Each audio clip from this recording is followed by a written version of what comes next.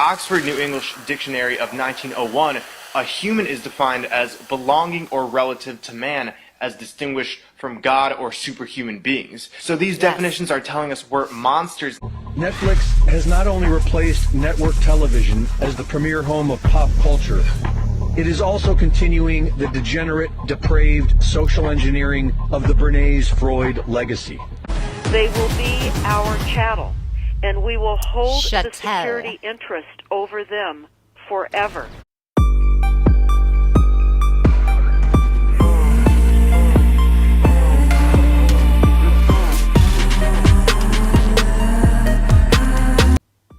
Welcome back. Thank you for joining me again. My name is Renee, and this is Highly Motivated, a channel where we check out different things that I find interesting, and hopefully you do too. Today, we have another creepy, crazy conspiracy TikTok video that is going to make you question everything. Before we get into the video, if you haven't subscribed yet, just do me a favor, go ahead and subscribe, hit that like button, and without further ado, let's get into the video. Alright, our first video is about Netflix. It's not what you think it is, according to this video. Let's see. Known as the father of psychoanalysis, Sigmund Freud claimed his father molested all of his siblings. Freud was a cocaine addict, as well as a pedophile advocate, who taught that children sexually lusted after their parents, and that children who reported sexual abuse by adults had either imagined or fantasized the experience. He believed that women were the problem with society, and all their problems stemmed from not having a penis. Freud's grandson, Sir Clement Freud, has been accused of molesting multiple young girls, and was suspected in the disappearance of Madeleine McCann. Sigmund Freud's sister, Anna Freud, whom Freud claimed was regularly molested and abused by their perverted father, gave birth to Freud's nephew, Edward Bernays, the father of propaganda. Bernays took his family's work in psychology and used it to help governments and corporations manipulate the minds of the public.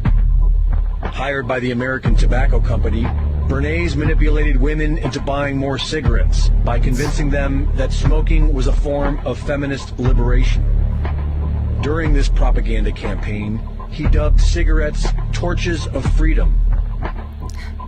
Thanks to Bernays and his family's twisted legacy, social engineering became big business.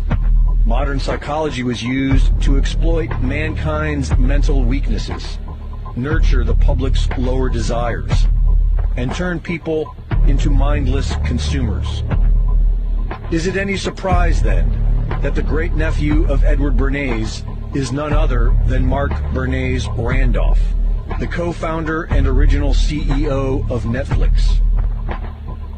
Does anyone really think this is a coincidence?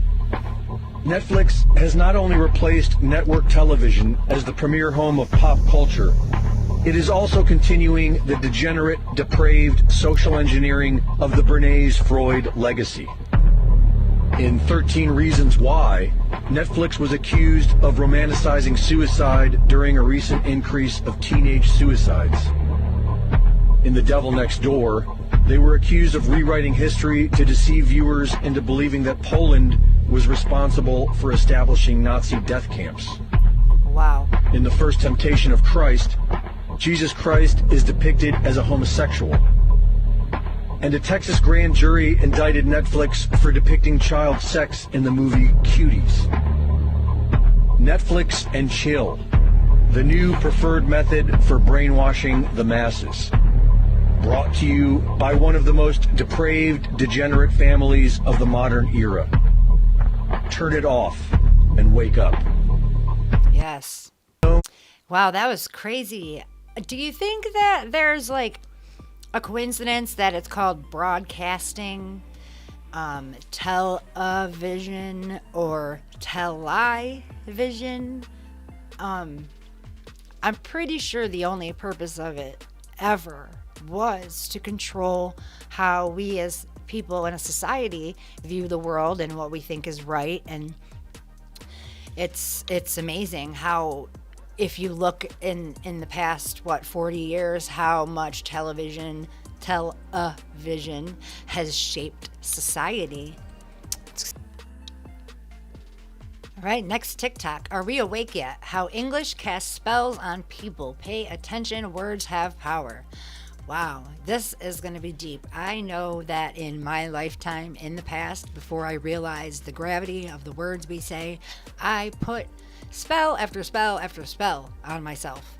Let's get into this video. Every word we say is a magic spell. So spelling, spell casting, has been specifically used to denigrate ourselves. We are born into this world. Born comes from the English word barren. Today's definition of barren is unfruitful, bleak, and lifeless. Our children, as designated by our language, aren't even ours. Parents are a pair who rents. Our governments, especially our courts, don't treat a parent's right to control and direct the upbringing of their child as a fundamental liberty.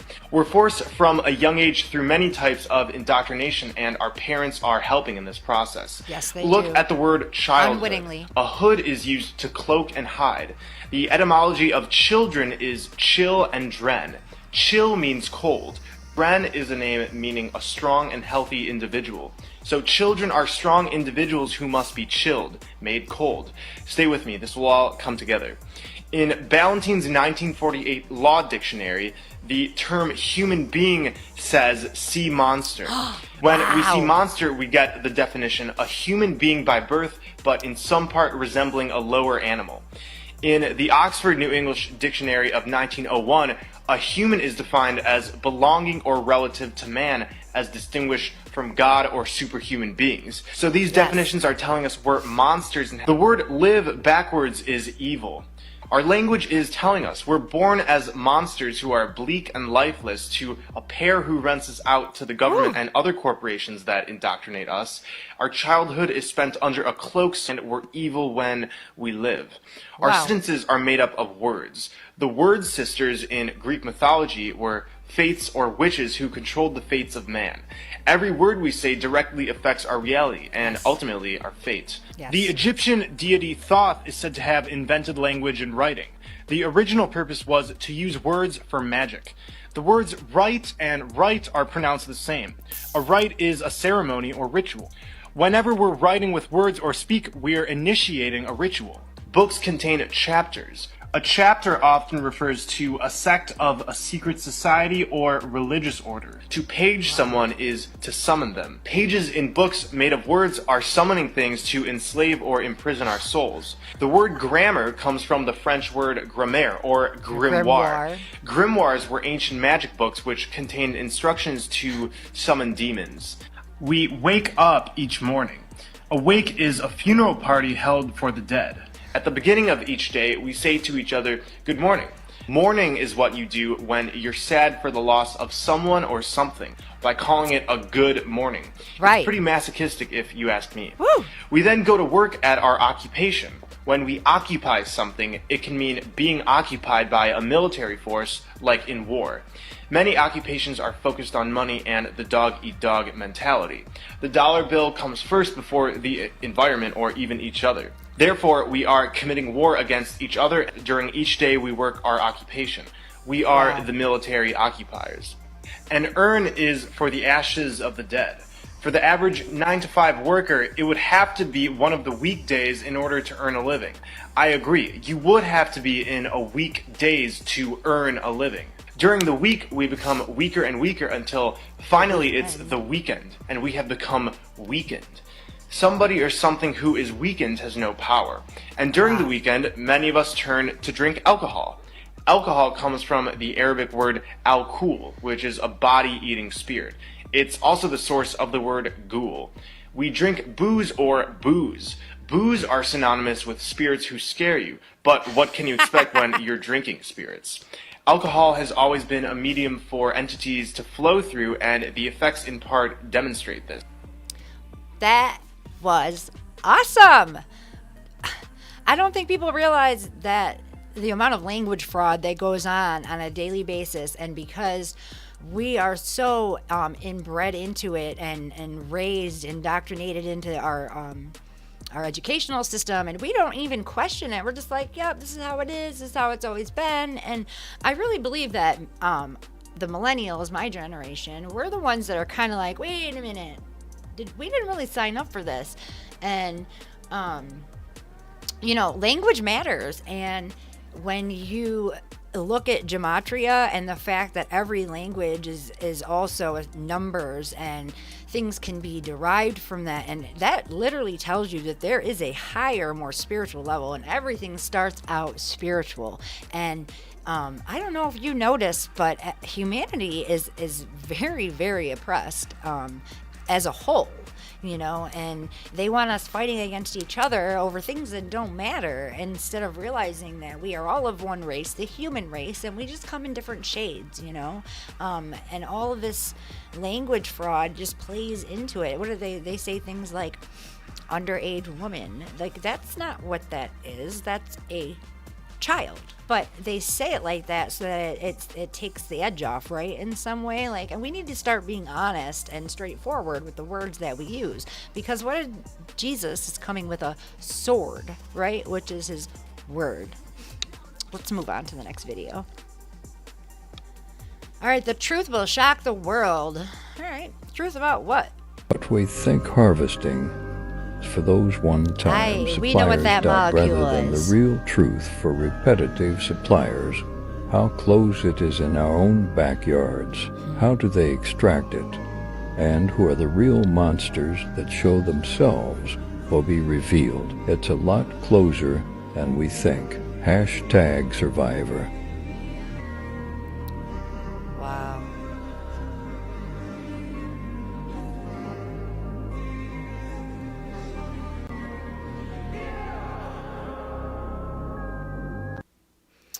Wow, I feel like if you're here watching my channel, you're probably aware that Monsters Inc. was like a metaphor for the extraction of the chrome.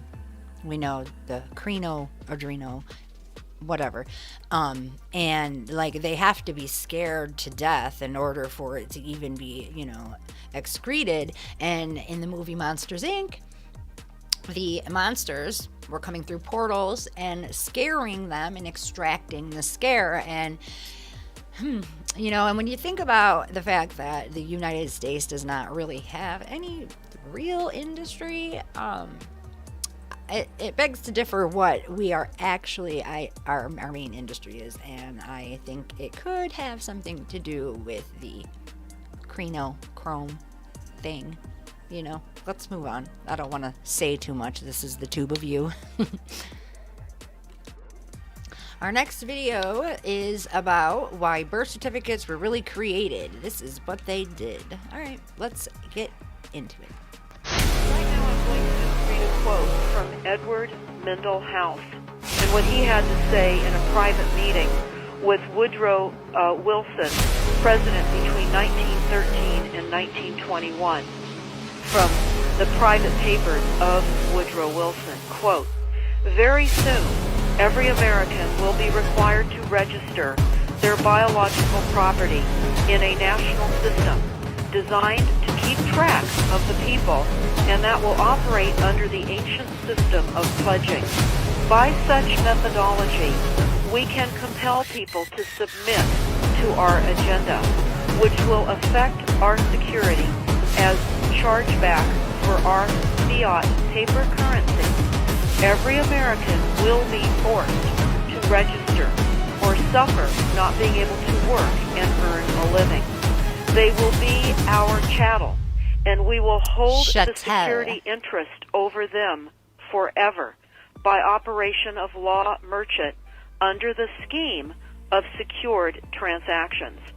Americans, by unknowingly or unwittingly delivered the bills of lading to us, will be rendered bankrupt and insolvent, forever to remain economic slaves through taxation secured by their pledges.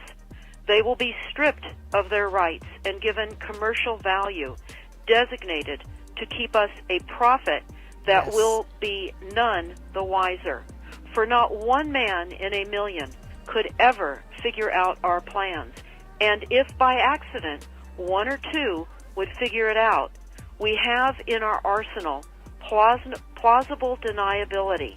After all, this is the only We don't get logical that, way though, do we? to fund government, by floating liens and debt to the registrants in the form of benefits and pledges. This will inevitably reap us huge profits beyond our wildest of expectations and leave every American a contributor to this fraud, which we will call social insurance. Without realizing it, every American will insure us for any loss we may incur, and in this manner, every American will unknowingly be our servant, however begrudgingly. The people will become helpless without any hope for their redemption, and we will employ the high office of the president as our dummy corporation to we have a foment dummy. this plot against America. That's all we get our Having dummies. established plausible deniability, even if people become enlightened that they had a remedy and pursued it, the attorneys, judges, and legislators could claim that they did not understand the people's claims, especially if the technical requirements for achieving it were not followed pursuant to statutory requirements. Requiring the public schools to teach civics, government, and history classes out of federally approved, politically correct textbooks written by the publishing houses, owned by the owners of the Federal Reserve, would assure that the people would not discover the remedy for a long time, if ever. I would recommend that everyone read Fruit from a Poisonous Tree by Melvin Stamper, M-E-L-V-I-N, Stamper, S-T-A-M-P-E-R. That is Fruit from a Poisonous Tree. This is out of Chapter 2 of Fruit from a Poisonous Tree. Oh, wow, a poisoned branch cannot bear good fruit. All right, we've got a couple more. Let's start with the reason why 2023 will be an interesting year. It's the 322 Skull and Crossbones year. 2023 has been an interesting year so far, and it's only going to get more interesting. For the ones who don't know, it's a secret society called Skull and Bones, aka Order 322, and they call themselves the Brotherhood of Death as well. As we know, this year is 2023, so you do the gematria, aka the numerology, you get 322 in reverse. A date I want y'all to look out for is March 22nd, because March 22nd, 322, 2023, 322, it's a direct parallel of this number. I know many people know this already, but for the ones who don't know, y'all go look up and research the Skull and Bones Society and just, do some research on that secret society. Yeah, I don't think anything happened on that day, but I have heard about it being the year of the Skull and Crossbones. So, should be an interesting one. Right here where I live, we have smoke in the air coming down from Canada, and it's supposed to be unhealthy to even go outside. So, I mean, it just seems like it's been one thing after another. Are so many companies going woke? There had to be some reason, and after some digging, I found it. The CEI, Corporate Equality Index, aka the Woke Credit Score. It's a made-up score based on how much a company is pushing woke issues. And who made up and gives this score? An organization called the HRC, a massive political lobbying group. Apparently, HRC sends representatives to corporations every year, telling them the kind of stuff they have to make visible at the company, give them a list of demands, and if they don't follow through, there's a threat that they won't keep their CEI credit score. And why do companies even care about this made-up woke credit rating? If they get a bad score, then the woke investor funds start putting pressure on the boards. Woke activists are mobilized out in the streets. Advertising campaigns are shut down. Anyone that continues to do business with them will also be penalized. This is fascism. Don't play their game, don't get their investment. And who is funding the HRC? Surprise, surprise, it's George Soros' Open Society Foundation. Now, this HRC has introduced this arbitrary credit rating to everything. States, municipalities, and even schools. Imagine that. There are people who are deciding what credit score an individual school can get. They threaten them by having these big funds withhold investments into them. We now have a made-up scoring system that doesn't physically exist, deciding how much digital money that doesn't physically exist companies get. And it makes people physically act a certain way. This is truly mind control. Yeah. I mean, by any other name, the fact that it's for schools too is really alarming, because I don't think that these grown-up issues should be a part of a child's, I mean, if the parents want to teach them about certain things, it's up to the parents. And I just feel like they keep pushing and pushing and pushing. And, as Christians, we've got to be prepared for us to start getting persecuted, because those of us that follow the Bible, we're going to be the unpopular ones. And the Bible did say that the world hated Jesus before they hated us. So, well, those were crazy conspiracy TikToks that make you question everything. And if there's ever anything that you want me to react to, feel free to send it to my email that is linked in the description of every single video. And I thank you for joining me again, and until next time, stay highly motivated.